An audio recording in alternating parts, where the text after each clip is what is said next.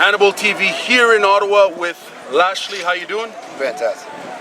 So first and foremost, I want to ask you about your wrestling career, in particular your freestyle wrestling career. Oh. So you almost made it to the Olympics, yes, and you got injured. Well, it was in 2003. I was in a bank robbery. Yes. And I was training at the Olympic Training Center. I was in PATH. I mean, that was the ultimate goal. You know, no one actually makes the team until you make the team. But I think I was in a good place. I was third at World Team Trials that year, and then right after that, I got back bank robbery and did it all. Do you still think about the Olympics? Is that something that still motivates you in terms of? Do you still daydream about that, or have any thoughts about that dream? My biggest thing is just amateur wrestling. I love amateur wrestling, and I try to teach kids right now. But you know, I always look at one door closes, another door opens, and at the time I thought that was the only path that I had. But when that door closed because of the robbery, the WWE door opened up, and then pro wrestling started for me. So I never looked back. I never kind of look back and say that something didn't go out that way.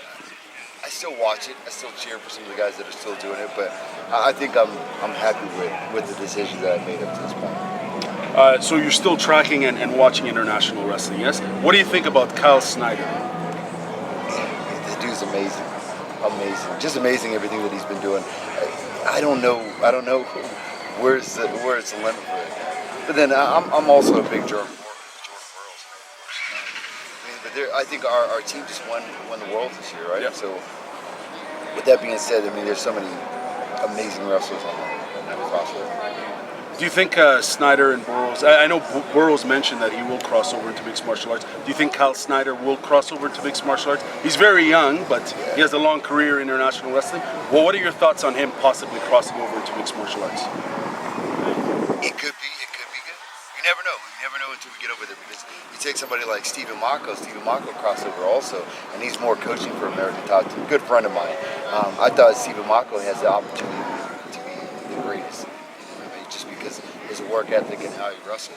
And I think Snyder's the same thing. I think Snyder, if he comes in there, decides what kind of weight class he wants to be in, and then gets his striking together, he's going to be a force to reckon with. Now, as far as Ronda Rousey and her possible transition into professional wrestling, what are your thoughts on her crossing over into WWE?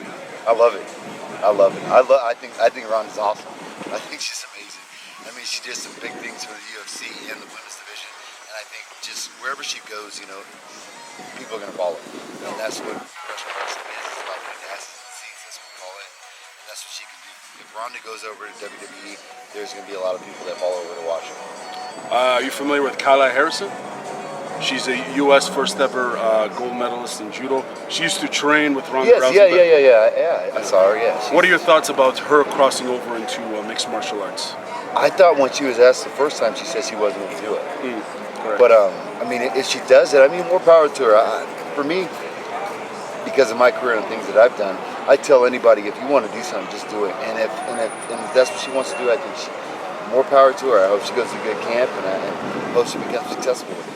Now, as a professional wrestler who's crossed over into mixed martial arts, you've been one of the most successful ones in terms of your record, right? And you decided to focus on the smaller shows. You took a back step and said, no, let me focus on the smaller leagues before building up. Why did you do that? I did it because I didn't want to be someone that just went in there and pushed my way in because of my name in the background. So at first, you have no opportunity. You have no chance. You have to. My first match, I main evented in American Airlines Arena in Miami. Too big of a step. Most fighters do a handful of amateur fights. I didn't want to do any amateur fights because I had to get paid. You know, I had to feed my kids, and for all the money and effort that I was going to put into it, I wanted to be for it. So I didn't take any amateur fights, but I still thought that after I got in there for my first couple fights, I felt like I wanted to be more of a more well-rounded mixed martial artist. So I took a back seat and I kind of went to some of the smaller shows and got some fights in there, because when you get in that cage originally, man, it's no matter how good you are, there's nerves and just settling and everything like that. And I wanted to make sure that I felt comfortable in the ring. And after I took that back seat and I went to some of these smaller shows, when I came back over to Bellator, I felt really comfortable, and I feel really comfortable fighting now. But I did the same thing with wrestling. When I was in WWE, I was in WWE, thrust into the big show, right? I mean, I was in WrestleMania my second year in professional wrestling. So with that being said, after I left WWE, I went and did a lot of independence also, and honed my craft, and then came back. So right now, I took a back step from both of these businesses, and then and kind of built myself back up, and now I'm running. Now with Bellator and Impact, I mean, I think everything is, I think I'm in the right place. Now, you trained with Josh Barnett, yeah? Yes. Is he your original sensei, more or less, before you crossed over to ATT? I've trained with a lot of different people. I started out with AKA. I started out with some of those guys, Crazy Bob Cook and Dwayne Zinkin and those guys over there. They're good friends of mine. But just because I live in Denver and I had kids, I had to be more strategic with my training. So I went down to American Top Team.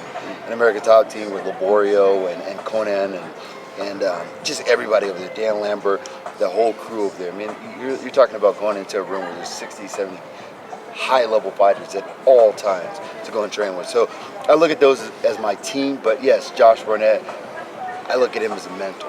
Josh Barnett, I believe he is brilliant in mixed martial arts. And just his knowledge, whenever I go down there, we just sit down, we put together a good game plan, and we don't have to go through a whole bunch of fluff. He's like, this is what we need to do, X, Y, Z. And every time when I've had a camp with him, it's been super successful.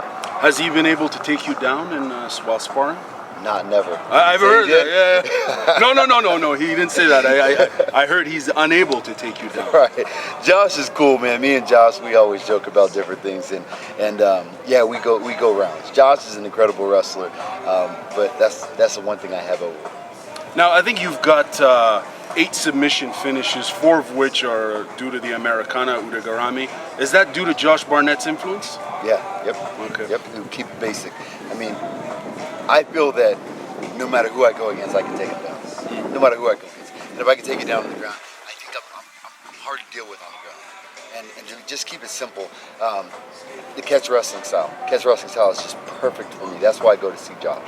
So would you describe yourself as a catch wrestler in mixed martial arts in the same spirit as Josh Barnett? Yeah, I absolutely like. I mean, if you look at the jiu-jitsu style, I mean, I do jiu-jitsu and I roll with some of those guys, but I'm technically a blue belt in jiu-jitsu. But I think I'm a higher level in catch wrestling. Sure. Brock Lesnar is also a blue belt, and both of you have never crossed paths in professional wrestling or mixed martial arts. I believe both of you have never met. Is that correct? Right. You did your homework. Hey man, it's Hannibal TV. Yeah, you know, absolutely. it's. Make sure if you're watching right now, make sure you subscribe, make sure you comment, make sure you share this interview. HannibalTV.com. Now, when will we see Bobby Lashley face Brock Lesnar? Is that going to happen? Because I think everyone wants to see this. Yeah, it's not on me. It's on him. Right now. Why don't you tell him right now? Hey Brock, tell him. I'm not the type to call people. Brock. I have mad respect for Brock, and I have mad respect for everybody in the fight business and in the wrestling business. But I think it's just one of those things that need to be done. You know, there's big matchups all the way across the board. They looked at Brock fighting John Jones. That was one thing that was talked about. Everybody was like, "Oh, that's awesome." Floyd Mayweather fighting Conor. Oh, these are different matchups that people want to see. And I think right now people are starting to move more into that entertainment aspect of wanting to see those different contests and different matchups. And Brock and myself, whether it's in professional wrestling or whether it's in a fight, I think it needs to be done. So you're saying that the onus is on him to make it happen? Him or Paul Heyman. How would you do against him in a mixed martial arts fight? How would you do? Until the fight happens, no one knows. I think I would do well. I think our styles are very similar, and I think that there's going to be tit for tat in a lot of ways. Okay. So what are your thoughts on CM Punk and his transition, his attempted transition into the sport of professional mixed martial arts? Like I said before, I like it. I like it, man. It's one of those things where I think we have to start encouraging people to step out of their comfort zone and start doing new things. Like a lot of people, anything anybody does new, there's a bunch of naysayers. And when Punk came out there, everybody was like, "Oh man, Punk's gonna get killed. Punk's gonna this, Punk's gonna that." I was like, man, you know what? At least Punk steps out there and steps out of his comfort zone and tries something new. I mean, I'm trying everything, and because that little YOLO, You only live once, and that's true, man. You got to do as many things as you can. Like, I try to travel this world. I try to meet as many people as I can. I'll fight. I'll wrestle. You know what? We talked earlier about amateur wrestling. I'm really considering getting into amateur wrestling and hitting some more tournaments up. I'm looking at going to do some jiu-jitsu tournaments. I'm looking to do everything, man. Because Jiu-jitsu with gi or no gi? Either way, because I do both. I roll with them and without. So to me, it doesn't really matter. The thing is, I think that instead of having so many naysayers that are saying, "Oh, you can't do this," or trying to like discourage you to try something new, I think because if you think about it, if we have all these, I'm gonna keep using that word, naysayers, that always say you can't do this, then people don't even try anything. So we don't have people reach their limits or find something new and enjoy something new. I could care less. I don't read the naysayers, the trash talkers on the internet. I don't even pay no attention to. If I want to fight, I'm gonna fight. If I want to go play golf, I'm gonna go play golf. If I'm gonna do jiu-jitsu, wrestle, anything, I'm gonna do whatever I want to do. Punk lost his first fight. He tried, okay? And they say that he's gonna take another fight.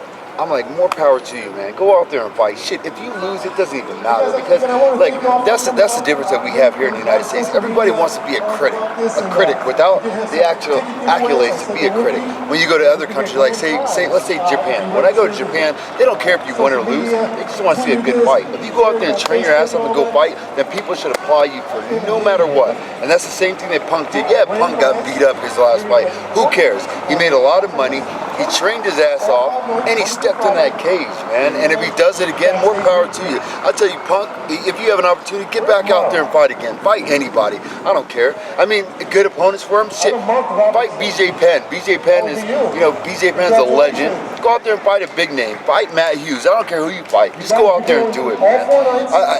To me, it kills me that because of the internet and because of different things right now, that everybody just wants to bash and badmouth anybody for trying to do something new while they're sitting on their couch doing nothing. I don't think everyone is bashing. I do understand what you're saying. For sure, there's naysayers. What about Kurt Angle? He's been very influential in your career. Absolutely. Speak on Kurt Angle in terms of influencing your career from the beginning, and answer the question as to how would have Kurt done in the UFC had he crossed over a decade plus ago. I think Kurt would have been amazing, and Kurt proved himself. I always looked up to Kurt, and I looked up to Kurt way before WWE. I looked up to Kurt when I was in high school, and I was watching him win, because I remember I had on this tape of Kurt getting ready to wrestle in the finals of college NCAA's, and they did a whole story leading up on the guy that he was going against. And then Kurt went out there and beat him. Kurt was a machine. And then afterwards he went to the Olympic Training Center. And arguably, it wasn't even so much for everybody else. They say Kurt was an Olympic champion, so they talked about how great it was that he won the Olympics. For me, his bracket with a broken neck. With a broken neck. But his bracket in the United States was probably as tough as the Olympics. Man, he had some of the top wrestlers in the entire country going in there. And Kurt beat all those guys. Kurt's a machine. So if Kurt would have went on and fought, I think Kurt would have did great. Now we're seeing a lot of crossover, obviously, between professional wrestlers, between mixed martial artists into the sport of professional wrestling, a lot of which is coming through Bellator. Speak on that and your opinion as to why this is happening. I think it's happening because the fighting I think right now guys are looking for a different way. Because right now, in the fighting world, it's one of those things where all the promoters want to say, "Oh, we're here for the fighters." They're not. The fighters are there for the fighters, and that's all that matters. And sometimes when you sign a contract with one of these companies, they own you.